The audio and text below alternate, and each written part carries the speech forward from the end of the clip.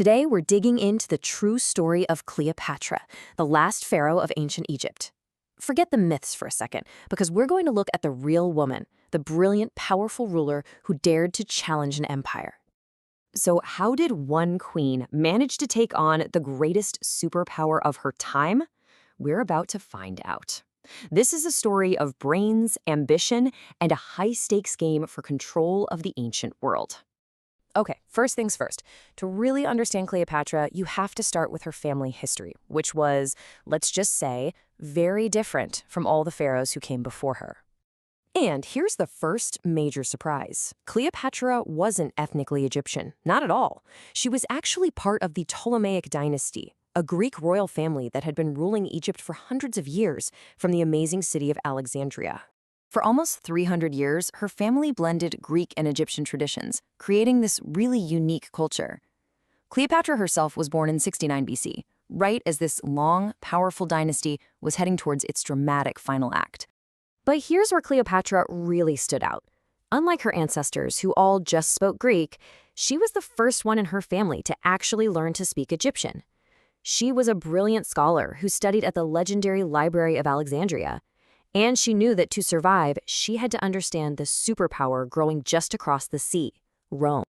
And that brings us right to the Romans. You see, her reign kicked off with a huge family power struggle, which forced her to make a very, very risky alliance.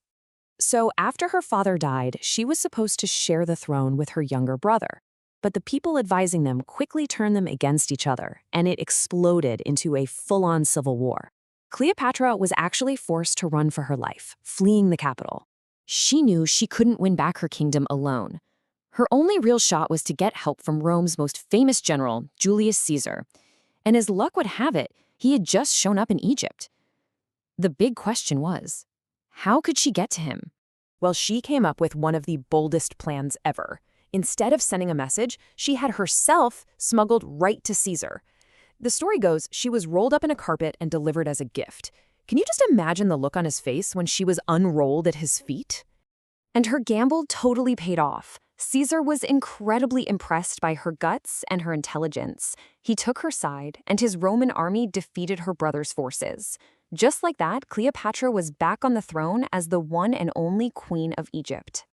So, now she's in full control, and this is where she proves she's more than just a clever politician. Turns out, she was an amazing ruler. She had a solid plan. She made sure the Nile's irrigation systems worked perfectly, which meant plenty of food. She fixed the currency to make trade better. She used Egypt's incredible wealth to build a massive navy. And, crucially, she connected with her people by presenting herself as the living version of the goddess Isis. But Roman politics were always just around the corner. After Julius Caesar was assassinated, everything was up in the air again. Cleopatra needed a new ally, and she found one in another powerful Roman, Mark Antony. This new partnership would literally change the course of history.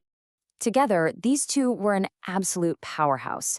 You had Egypt's endless money combined with Antony's military genius.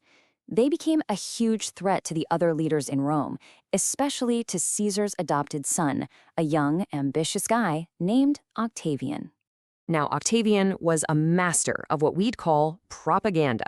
He painted this conflict as a battle for the very soul of Rome. It was the traditional good Romans of the West against the corrupt foreign East. And in his version of the story, Cleopatra was this evil foreign queen who had lured a good Roman general away from his duties. The whole war came to a head at a giant naval battle called Actium.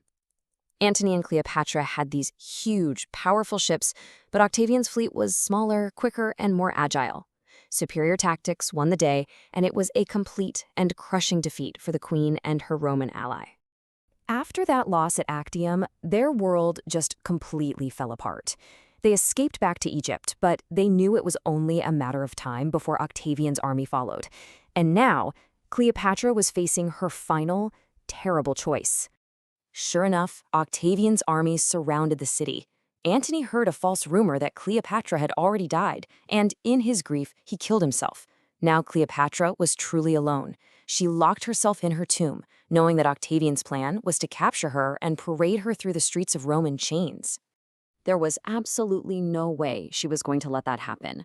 But the exact way she chose to end her life Well, that is still one of history's greatest mysteries. We've all heard the famous story about the poisonous snake, an asp, smuggled to her in a basket of figs. But a lot of historians today think that's unlikely. It's more probable that she used a quick-acting poison she had prepared, maybe hidden in her clothes or even in a comb. Whatever she used, she made sure she died on her own terms.